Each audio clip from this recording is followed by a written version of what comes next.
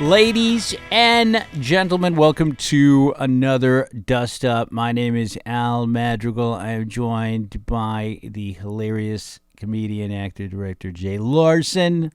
How you been? I'm good, buddy. I think you should say Alessandro. Alessandro. My name is Alessandro. That was my first opening joke. One of the first jokes I ever wrote in stand-up was, "Hello, everyone. My name is Al Madrigal," because that's how I got introduced. And I said, "My full name is Alessandro Laborio Madrigal. You killed my father. Prepare to die." Dude, yes. Boom. I have that magnet on my fridge at home. My name is Inigo Montoya. My name is Indigo Montoya. That is from Princess Bride, of course, one of the best movies of all time. We are the Dust Up, where we talk about famous fights, feuds, and melees. Have you gotten in any dust ups? I got a little dust up brewing that I think I squashed right away. I had one yesterday. And I've been clean. I've been great. I've been very good. I was golfing. I hit it. I was into the wind. I crushed the drive. Where? Penmar. Not proud of it. And I get out to my ball, and it's not there. My ball's gone. And I'm with this other guy and my friend Mikey and this other dude. And I'm like, "Hey, I was right here, right?" And he's like, "Yeah, it's weird." And I'm like, "I think those dudes picked it up." So I put another ball down, hit it, went over to their tee box. I'm like, "Hey, did you guys pick up a Titleist back there?" And they go, "What's that?" I go, "My ball. I think you may have picked up my ball. I had a Titleist 1." The guy goes, "Yeah, you hit over us." And they were like in their 20s. And I could tell they were like looking for a little. They want a little action. And I go, "I'm so sorry. I was hitting into the wind. I did not think it was going to go that far." And the guy goes, "Yeah, man. Well, you did." And I go, "So you just picked it up?" And he goes, "Yeah." And I go, "All right. Well, why don't you keep it? You probably need it." And then he goes, "You hit over me." And I go, "Dude, you think I thought I was going to hit 280 into the wind?" I go, "I know I'm really good at this game. I just didn't know I'd be hitting 280 into the wind." And the guy goes, "Well, whatever, dude. You want it back?" And I'm like, "No, keep it, dude. Because you know what? A bitch like you needs it." And I walk back, and my boy goes, "Dude, what's going on over there?" And I go, "This dude picked up my ball." And he goes, "All right, well, let's just calm down. All right, just calm down." And I'm like, "I'm fine." And my second shot, I was 135 yards out on my second shot. I hit a 8-iron, which I hit 155, and I was short 15 yards of the green. That's how crazy the wind was. Sure. And but listen, I'm so frustrated. I go up to the ball, take out my 54 degree, chip it, roll it, dropped it in for a birdie. But this is the funny thing about any golf beef or dust up is that you're supposed to be out there completely relaxing, taking a walk with your friends. And if you Google golf course fight, there's so many old men taking swings at each other, which is so ridiculous to me, because that's where I want to go and have zero problems and relax. And you played with me. I am not good at that game. However, you're getting better every time out, though. I'm trying, but it is way more about me just hanging out with my buddies. And we have so many comedians that do golf. It's been one of the best things that's ever happened to me, because of I'm trying to take it easy and relax more and not getting so stressed out that leads to these dust ups that we've had. And can I say something before you dive in? Yeah. The hole before, and I didn't realize this, Greg Fitzsimmons was with me. Yep. And his second, these guys cleared the green, and this dude who I hit over, supposedly, like took the long way around, and Fitzsimmons hit his second shot, and he pulled it, and I am not kidding you, Al. It was 5 feet off the ground. He hit a driver out of the fairway, 5 feet off the ground, and an absolute laser beam. Fitzsimmons. Right at the guy.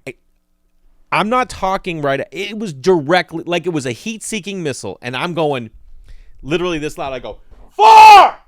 I'm yelling because this dude's he's gonna end his life. Yeah. And the guy, I think he put his bag up. Greg didn't even know it was going that way because he got it wrong. These are the same dudes. This happened the hole before, right? Oh, but that was like unintentional. So they're pissed though. So this dude had a little bit of a toot. So then we putt, and they were backed up on the tee box. So we're standing at the tee box when these guys hit. This dude who got my face, he hits. It's a par 3, totally chunks it. It goes like 40 yards, and I just bit my tongue. All I wanted to say was that my ball? It's probably a hard ball for you to hit, man. It's a Pro V1. Not everyone can hit that. So you got to understand that's probably why I just didn't say anything. My buddy was like, "Thank you for not saying anything." Because I don't want, dude, I'm not getting in a fight, but my buddy would. He's a New York kid, I was with, I think, Jason Sklar, Scott Armstrong, and maybe Matt Walsh, and we were playing, and I hit. It was really backed up, and I whacked one, and again, I'm not good at all, but I really got a hold of it, and I came close, dribbled up to this group of 5. Is it Roosevelt? You can play 5 guys. Yeah, same with this. So there's this 5 really buff Asian dudes. Buff. Mm-hmm. They all look like anyway. So I got up to my ball and then I chipped, and here come they dropped their bags, and they just started walking towards us. All 5 of them? All 5 guys. Oh boy, looking super buff, ready to fucking throw down. So I go, fellas. I go, oh my god, no doubt you were approaching us because I hit the best drive of my life. I go, trust me. I go, I'm not good at this. Not in a million years could I hit that shot again. And I am so sorry that even came remotely close to you. Yeah. I apologize. And then they go, you just completely diffuse the situation. There's nothing they can say when I'm just overtly apologizing. Yeah. So I've been there, and I don't want any trouble on a golf course where I'm supposed to be relaxing. It's like getting into a fight at a spa. It's stupid. Stupid. And I never want to fight. I just looked at it anyway. I don't want to dwell on it. But you don't pick up another person's golf ball because it got too close to you and your feelings. I know. Fuck out of here. Hey, watch it. But if you Google golf course fights, and you'll see some of the worst fighting you've ever seen, and people that should be relaxing and not getting into it. But I also think that, why do we keep posting all this stuff so that people keep seeing fights? You know who's posting fights all the time right now on social media? World Star. Sports Center. No, really? Sports Center. No way. And I'm like, I keep commenting to them, hey, Sports Center, thanks for keeping us up on all the fights that are happening in college basketball. It's like, what are you doing? Why? Because they know it just means views. That's people all are they care about. To the clicks. I just actually Why do you think we do a podcast about it? It's not really. I actually recorded this big disinformation, the start of this big disinformation campaign, because it's horrible what's happening out there, but social media and all of these different websites are loving the clicks and the likes more than they like the truth. Yeah. And so Spanish language content is being hit especially hard because all of this fake news stuff that is extremist groups, and then it's also it's Russia, China, and Iran's getting in the mix? Iran's in the mix. It's nice to see them getting involved in something, So anyway, it's horrible, but they're sending out all this false information. So it's crazy. It's same thing with SportsCenter posting fights or anything like that. People want to, Do you know what I heard the other day? Get the views. That there are TV networks that they don't want programming that's so engaging. They don't want scripted TV shows that are so engaging that people won't be able to be on their phone. Did you know this? That's bananas. Is that like a puppy bowl? It's What do you do? That's the kind of stuff they want, that you're watching TV but you're also on your phone. Well, it's hilarious that we're talking about we have a whole show dedicated to historic fights, and the fight that we're talking about today, Al Madrigal with the segue. Well, it's just we're talking about the Black Donnellys. Now, sure are. Black Donnellys. This is going down. Sounds like a band out of Boston. It is a band out of Boston, isn't it? It was a TV show for a little while. It's a TV show. No, what's that band? It's like, we're going out to Boston. Yeah. I have no idea. You should know it because you're from Boston. But this is happening in Dropkick Murphys, Canada, and it's happening in Ontario, near London, Ontario. So it's like southern Ontario, where there's also a town named Biddulph. And in Biddulph, from fleeing Ireland in the 1840s, comes James and Johanna, an Irish couple with their young son, James Jr., and they show up in Ontario, and they head to an area filled with a lot of Roman Catholics. Right. So do we want to talk about the fact that what's going on in Ireland? What's going at on the in time? Ireland? People getting the hell out of there. This potato famine is about to start, so they see this coming, and anybody with any common sense is getting on any boat. And we talked about why would you go to Ontario and it's just like you think jump on a boat. I think you just got on. Now, let's not forget, right? So 1840 is only like 80 years, and I know that's a long time, but since they discovered America, right?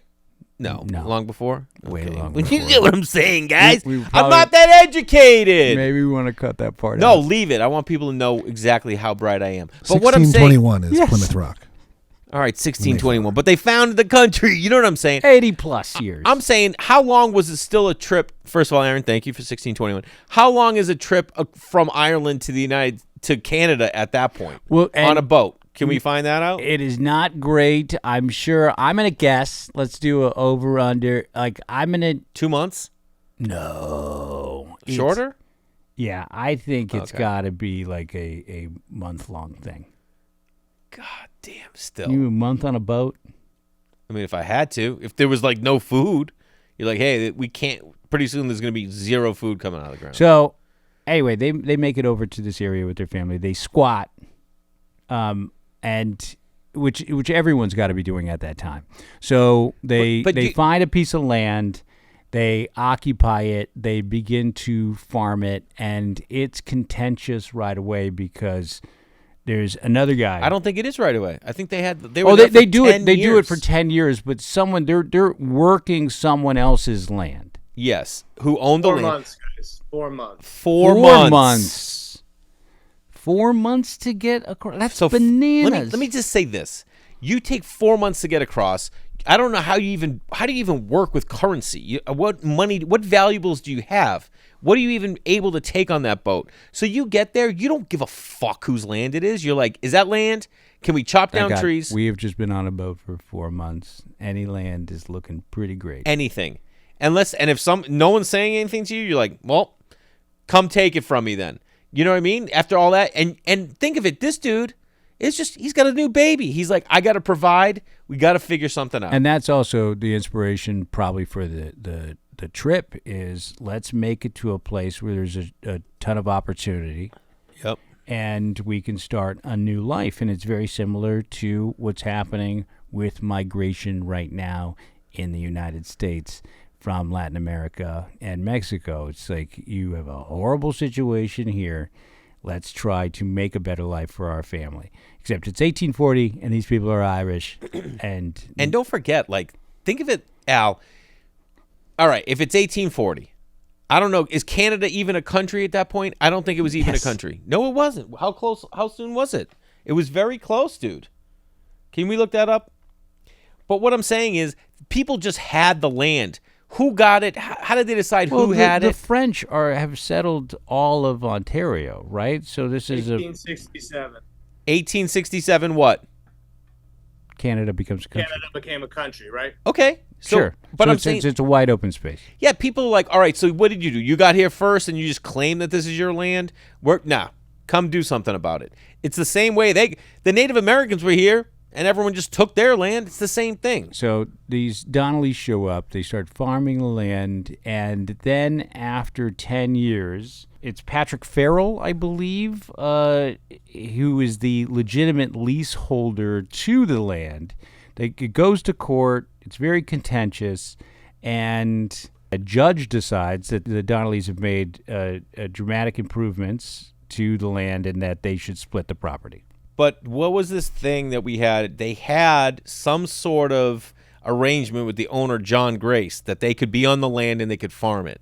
Because they had made improvements. They had made and so then when he wanted to sell the land, he was selling to this new guy. He's like, oh, the courts were like, you got to give some of that land to the Donnellys. They've been here for a while, so they got 50 acres, right? And then this other guy bought the other 50, and he was the one he paid for like the 100, and then like, no, these guys get to keep it, right? Yeah, which is a Shitty deal for that guy. Shitty deal for that guy. He should have probably gone in. Did a little research And had his real estate guy. Yeah, who's your guy? His real estate guy take a look. Hey, you know there's some Irish squatters on that property, right? That they've been farming. You know I've squatted, years. by the way. Technically, I squatted. I had a friend who had a house. He bought it. It was condemned. You couldn't live, like he couldn't rent it.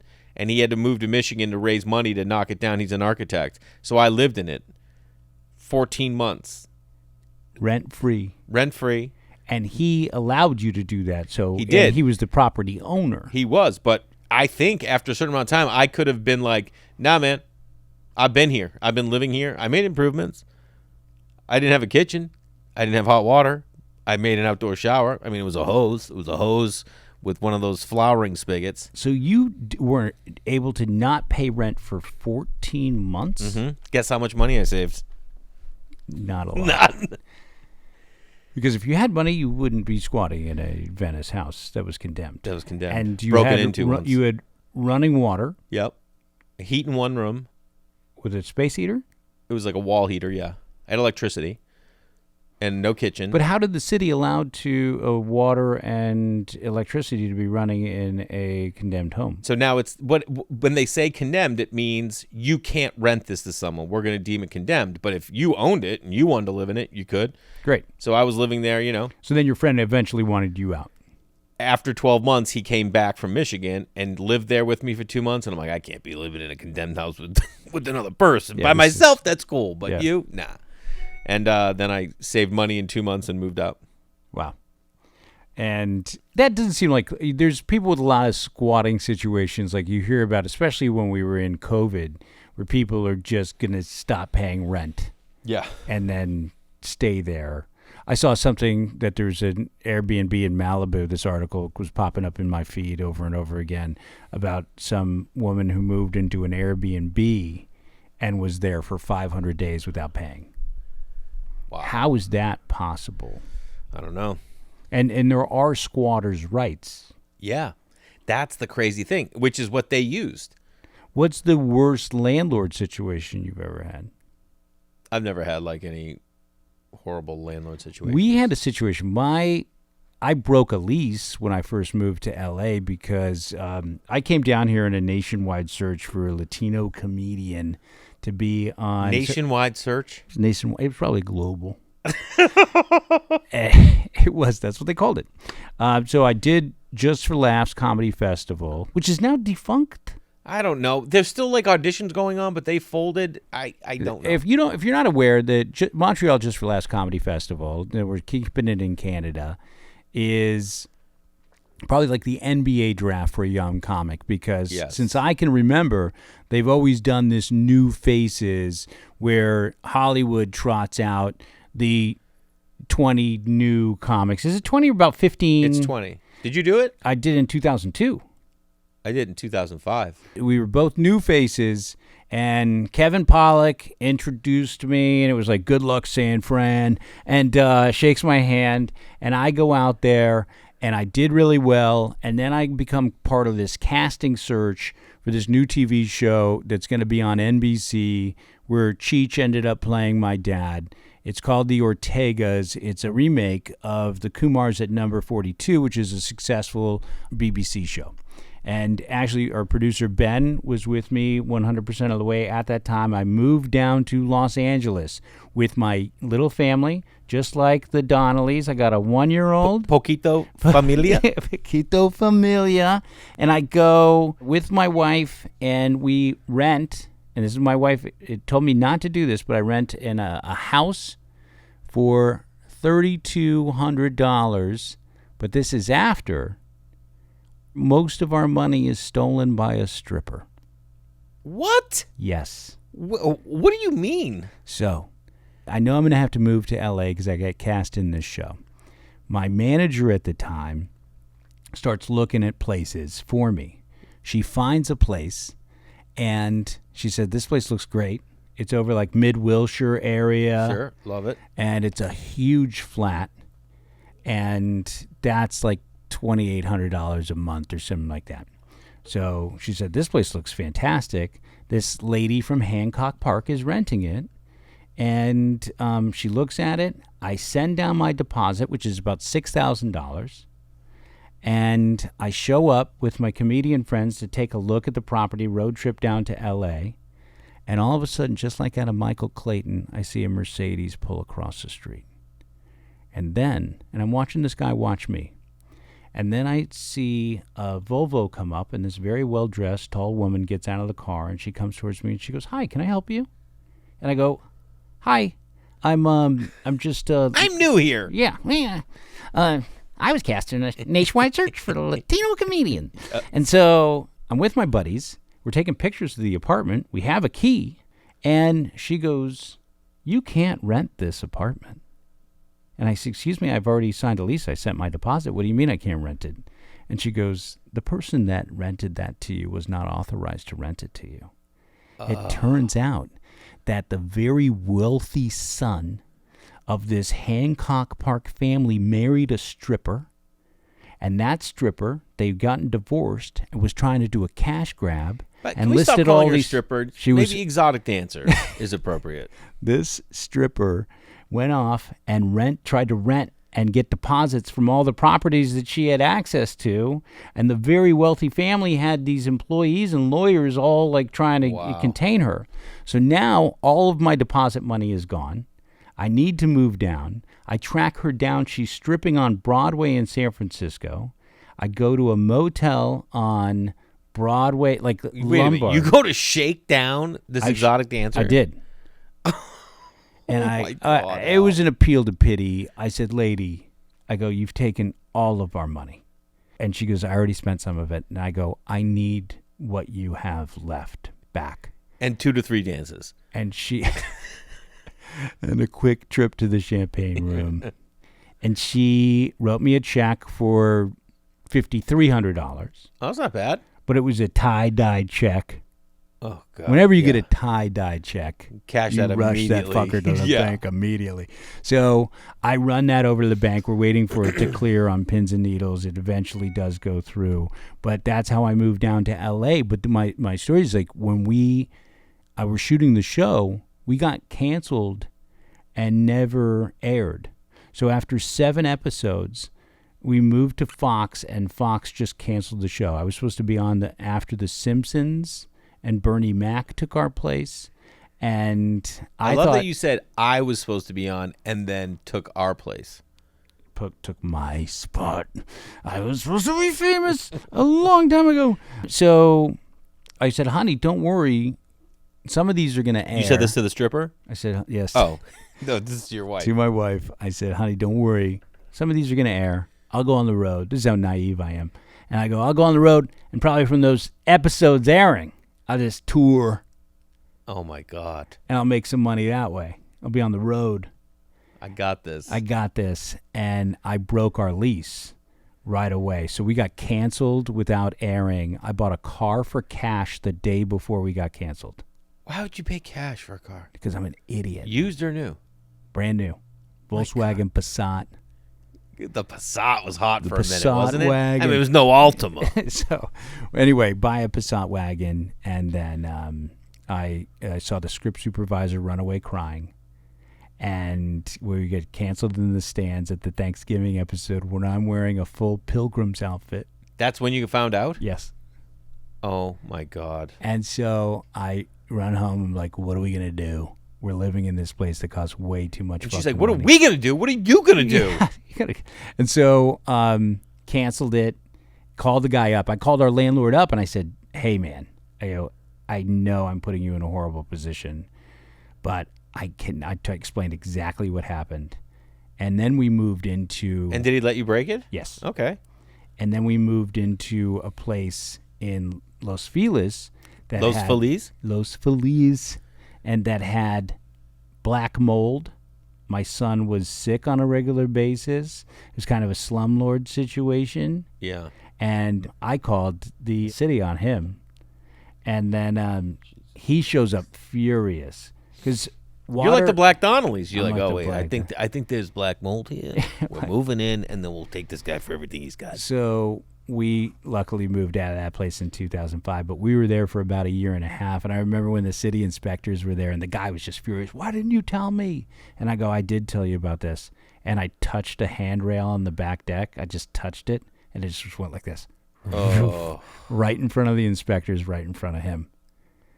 And he was losing his mind. And I go, I told you this was broken. And I just touched it, and the whole thing collapsed. My God, you were so proud of yourself at that I moment. was. It was just the perfect time because I just really did. Maybe I had it set up to do that, but I just touched it with a finger and it fell over. But that was like my worst landlord situation, and that was luckily the last time I had a landlord. Oh, so your landlord situation didn't end in your entire family being burned in a home after being beaten to death? That's what happens to the Black Donnellys. So they proceed to have these Donnellys. 7 boys, 1 daughter. A lot of kids. They're Irish, Catholic. But hold on a second. These kids at that time are like employees. You're having people that need to work that farm. Right, okay. But those are all being born in the time of this 10 years that he's there. Correct. Right? So let me take over for a minute here, if I can. Please. They have all these kids. And then they've been there 10 years. This guy comes in, wants to buy the land. They sell him the land. They're like, oh, hold on. Forgot to tell you, this guy who's been squatting. He has through squatter rights, he gets his 50 acres. So the new guy loses these 50 acres to Mr. Donnelly. Right? Correct. Then they go about, 6 months later after that happens, they go and do this tree. What's the thing they called it? Tree ceremony. Tree bees, but it's basically just harvesting logs, I think. They're harvesting some logs. Yep. Together as a community. Oh, can I just say this? Squatting was a common North American frontier practice, often supported by the courts in the establishment of common law property rights. The judge, recognizing the improvements Donnelly had made to the land during his 10-year occupancy, split the lot, awarding Donnelly the north 50 acres and Farrell the south. Got it? So, I mean, it was a practice that was supported by the law, which is pretty amazing, right? Yeah, for sure. I mean, so they go to the ceremony, and the dad, James Sr., gets in a fight with Patrick Farrell, and he grabs a hand spike, which is like a crowbar, and you say he chucks it at him? He throws it at him. Kills him. Dead. This is like within a year. He wasn't dead. 2 days. He survived for 2 days. It was almost 2 years later that this happened. It was a little over a year. But they had been beefing over this property. They weren't friends. They definitely weren't friends. Nor would you be. No barbecues. No, there were no invites. Hey, there was no. I can borrow a hand spike. So they fight. He's dead. They're gonna hang him.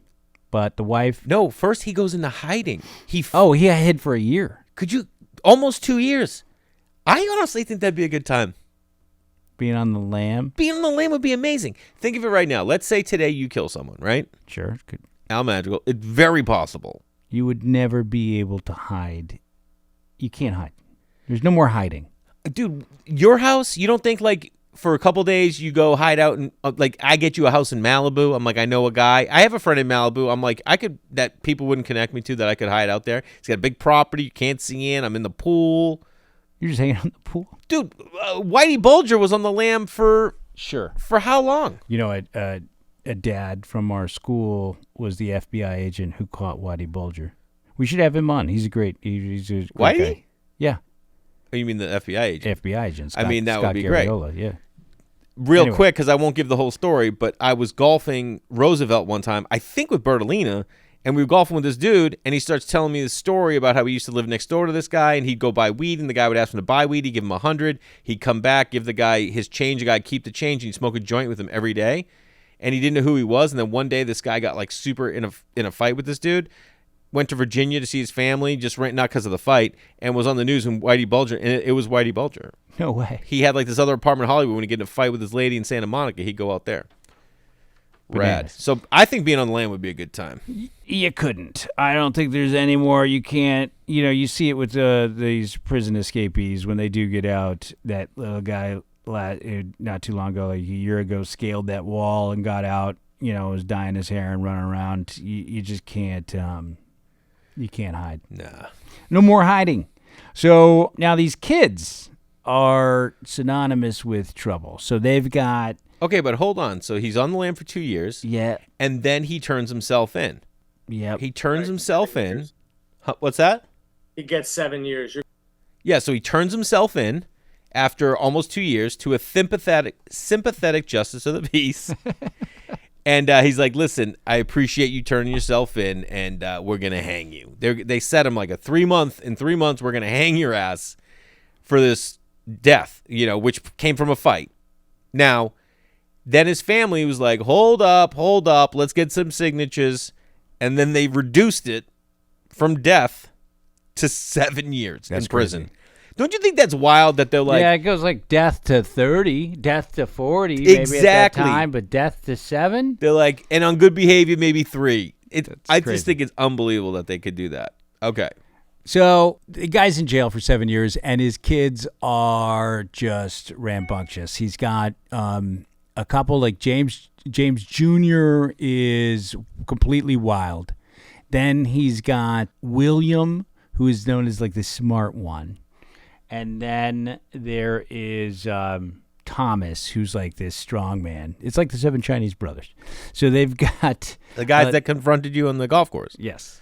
They've all got a particular set of skills, and they're out throwing down. They're robbing people.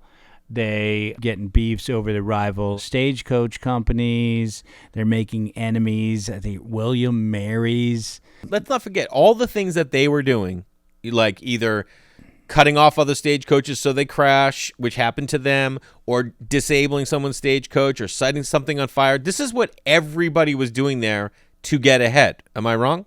Yeah, Biddulph, the area near London, is known as like a lawless place, and authorities are warning you not even, and people do not even travel at night there. Yeah. So the Donnellys become synonymous with crime in the area, and that's when a couple people start showing up, and they form a couple different committees that are definitely shady. So there's a vigilance society. Well, that came off of Father John Connolly created a peace society association. So he was a priest, and they were trying to keep the peace. So they would come around at night and check your house, like, everybody okay? Like, sure, but when this guy shows up also, he hears about the Donnellys, and he immediately forms this judgment on them, which, again, they were troublemakers.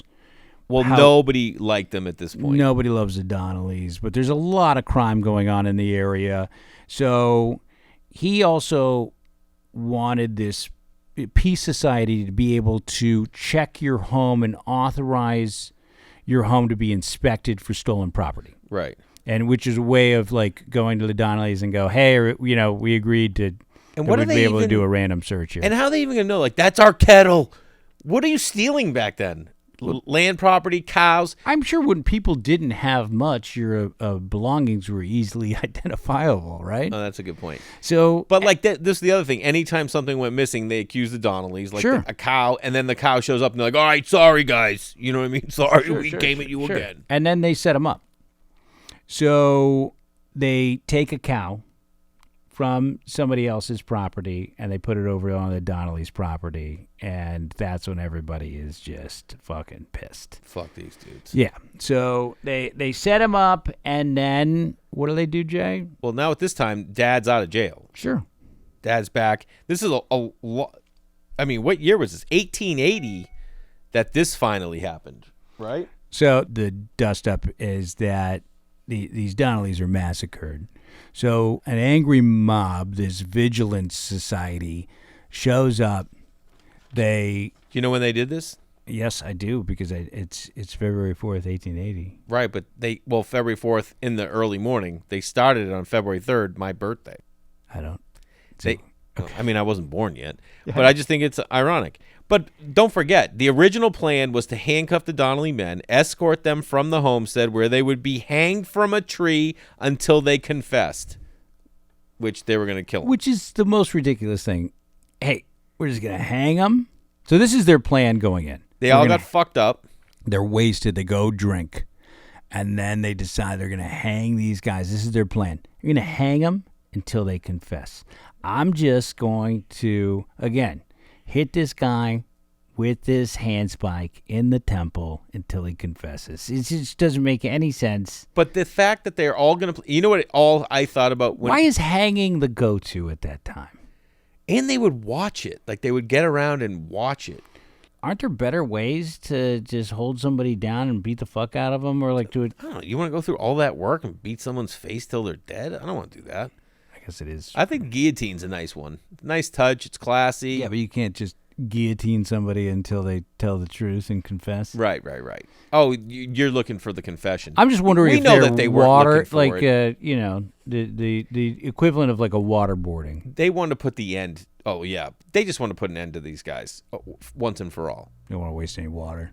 But also in researching this, because you can see that we both do a fair amount of research. We do. All I could picture when you're hearing about what their plan was, all I could picture was in when they tried to do the lynching in Django Unchained. You remember that scene? Yeah. Oh my God! With who is it? Dustin? Who's the Dennis?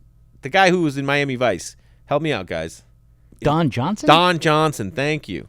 When Don Johnson's like, all right, what do we do with these goddamn... That scene, he is so unbelievable in that movie. Great. He is so funny. But that's what these jackasses, they were like all drinking. They didn't know what they were doing. But even the night before that rain of fire that they had, they're going through great lengths to set up the Donnellys.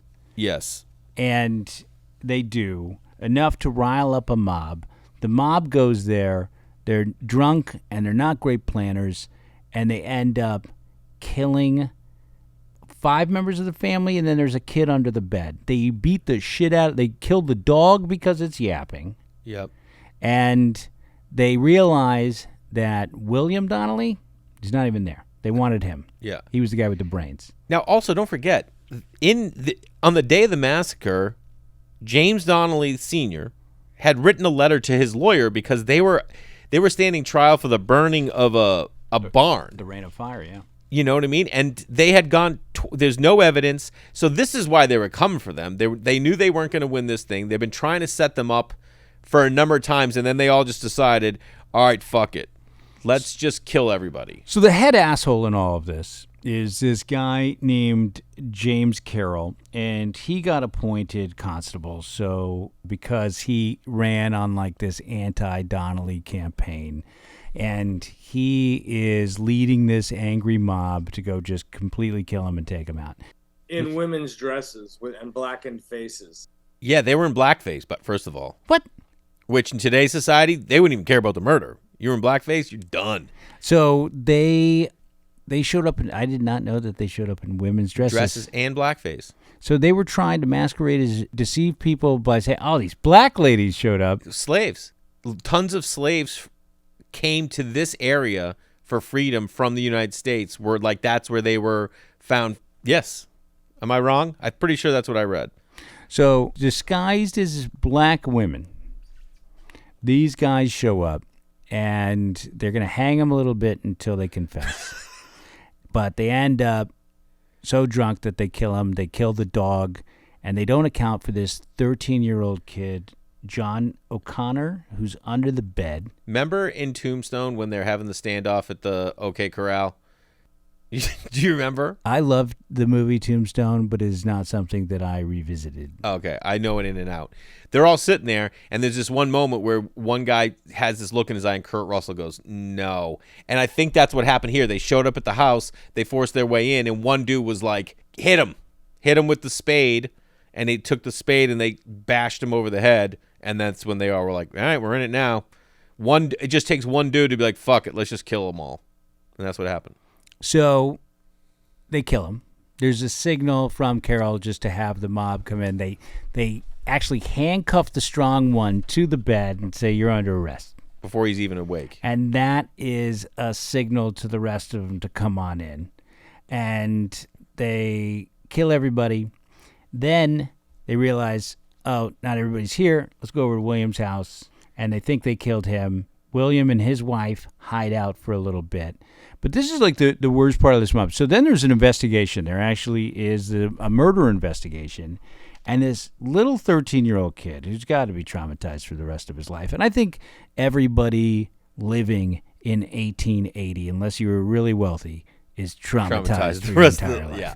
So if you're around in the, generational trauma, bro. Absolutely. Yeah. Anybody who's surviving a depression, like 100% of all people are coming with some major trauma. Yeah. They've seen someone die in the home.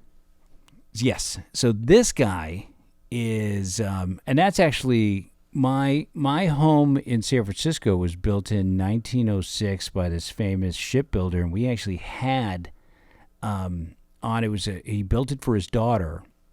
I think 3 families lived in there during the Depression, in separate portions of the house. Mm-hmm. But growing up, we had this in the entrance hall. It was an old Victorian house in San Francisco, 2 bedrooms, 1 bath. And my 3 brothers, we all shared a room. And in the entrance hall was this guy's picture in his bio because he was an architect for a lot of the Alameda courthouses. Anyway, he gets tuberculosis, and he couldn't take it, shot himself in the head in our living room. Oh, my God. Yeah. So imagine coming home and finding that. But you had a plaque commemorating it? It was not my home. It was my family Alessandro, home. That's where Colonel Jacobs killed himself. Please don't sit there. Jesus. So... You might have had a Christmas tree where this dude blew his head out? No, and the other, very close to it. Did you have ghosts? Room. I definitely had ghosts. Me and my brothers heard shit all the time. Interesting.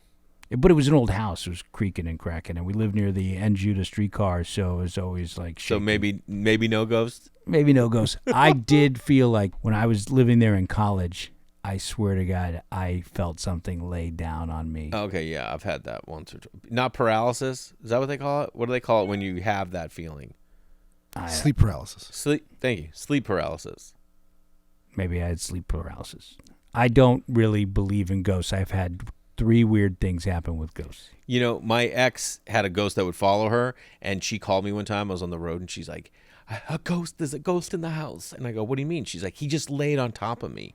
And I go, that's probably sleep paralysis. She's like, oh, really? Was it sleep paralysis when he whispered in my ear, why did she leave me? And I was like, I'm alone in a hotel room right now. I was so scared. I was like, I got to go. I was in an apartment in San Francisco on Mason and Sutter, and I was lying in my bed, and I heard really loudly, get up now. And I jumped up, and I ran to my window, and a guy was about to break into my car. Wow. Yep. And did you stop him? I opened up the window and I yelled and they ran away, and then the cops came and then they chased them and they couldn't find their tools or anything like that. They couldn't find the guys. They didn't find any hand spikes? No hand spikes. All right. Anyway, this poor kid, he's the witness for the mob and he's going to rat everybody out, which he eventually does. But they burned down his home. Yep. And they threatened his mother and they threatened him. And they eventually have this trial that they rig because they with have the judge who rigged it, and they have a jury that they rig, Yep. and they get off scot-free. But to this day, and then they had a second trial, and that one fell through as well. Do you ever see High Plains Drifter? No. No? I know the song by the Beastie Boys. High Plains Drifter, man. It's an amazing movie. But this whole town killed this guy, and then they tried to cover it up. And that's exactly what all these people are in on it up there in What was the name of the town, Al? Biddulph. They all covered it up because they all wanted these Donnellys out. And I think you agree, that the Donnellys were just a product of a bad environment. Their dad was defending himself, took it. Jailed. Back then, by the way, that's what you did. You closed out a fight with a death. And people were just like, well, they fought. It was a clean fight. That's what they used to say. Oh, it was a clean fight. Sure. Wild, Wild West. You know, there's people dueling in the streets. That just happened to be in the East. That's all. So... Right? Yeah. Can't get away with that shit in the East. So, but we say this Not about in Canada. They even call them the Black Donnellys, and it's like they're bad people, but I think they were just a product of one bad thing. So you killed one guy. Back then, I think we would have been killing tons of people, don't you think? Sure. That thing on the golf course the other day, that would have been a death. I would have just killed the guy. You just go over, hey, you find my Titleist? Yeah. And then you just beat him to death with your sandwich. Just that's what it would be. But not today. Not today. I don't want it again. No trouble. No more trouble for you. No. You know when we come back on this after this episode, we're not gonna. But I didn't let it escalate. I just left it with this guy being I a know, bitch. but you did kind of call him a bitch. Though. I know. I wanted to let him know, like, I'm 48 and you're 26, but I'm still better than you, bro. Hey, but the Donnellys, it was never solved. These people were never convicted, and to this day, people look down on this family. We both watched the same Canadian crime documentary. That was hilarious. You sent me a picture of it or a video on the screen, and so then I looked it up and I was like, who made this? It's literally like someone made it on a camcorder. Sure. Yeah. What do you think, again, of a modern day squatter though?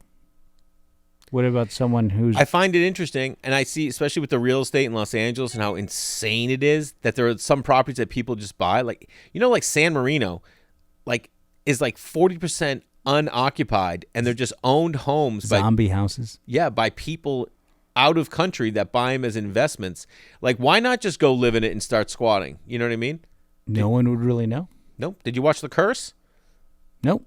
People squat in that. It's an interesting show. I don't know if I recommend it, but it was interesting. Nathan Fielder. But like there's something interesting about really looking into the rights of what squatter rights are, and then just finding someone who's not a great person, who's a real estate guy, and just taking advantage. I don't know. There's something I like about it. I do maintain that if the two of us were around, though, in 1880, I think we'd be fine. I think we would have found a way to get by. It might not have been on the up. No. No. It definitely wouldn't have been on the up. I think it was just such a gray line around laws, and I love that. Yeah. Now you can't get away with anything. Can't get away with anything, man. You're fucking... Jaywalking. Public urination. He's masturbating. Remember, that's the greatest line in The Hangover. He goes, yeah, you can't even masturbate on a plane anymore. And they're like, yeah, I'm pretty sure that was illegal before, bro. All the time. Thank you for listening to and watching The Dust Up. I'm Al Madrigal. This is Jay Larson. You can find Jay Larson. What's Jay Larson Comedy on all social media, Instagram, YouTube, Facebook. Jay Larson Comedy just put out a new short film. You should watch it on Instagram or on YouTube. Please watch that and subscribe to the podcast. Tell people about podcasts. Share it with friends. Hey, did you hear this episode? That's the only way that we continue to grow, to bring you guys more episodes and new and exciting things. All information for the podcast is, you have our socials right there, Al? It's the Dust Up Pod on Instagram, and we got the Dust Up on TikTok, and you could just pretty much Google Dust Up Podcast. I think it's also ridiculous to point out like what the social handles are. Al, you got it. Just put in the Dust Up, and then you look for this logo, and then that's the one you click on. People can do it. Yep, they can do it, Al. But either way, we appreciate your support. Al Madrigal on social media. Yep. And then at Al Madrigal. Somebody's got to be writing in at some point. 925-727-DUST. Or 3878. God, Aaron's got a good radio voice. He does. Doesn't he? He has a great voice. Sexy. And so call in. We want to talk about your dust ups and weigh in on shit that you have going on. Because we're experts. Call in or email in the thedustuppodcast@gmail.com. Give us what it is, and we'd love to get into it early in the episode. Now we'll send you off with the Flat Trackers from Australia. Later, everybody.